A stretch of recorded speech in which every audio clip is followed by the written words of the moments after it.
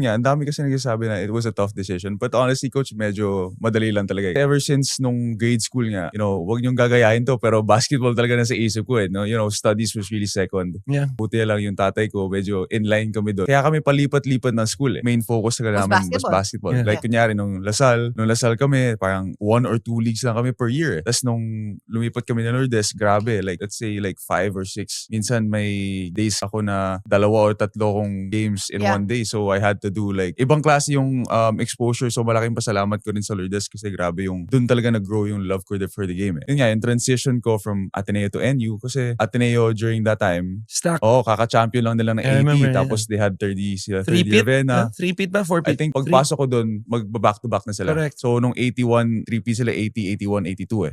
So medyo part naman ako nung 3-peat na yun kasi ako yung tinalo nila. So it was just medyo no-brainer talaga kasi I wanted to be, with my family. It was where I saw na mas mag-grow ako. So it was really a basketball decision. Yes, basketball decision talaga.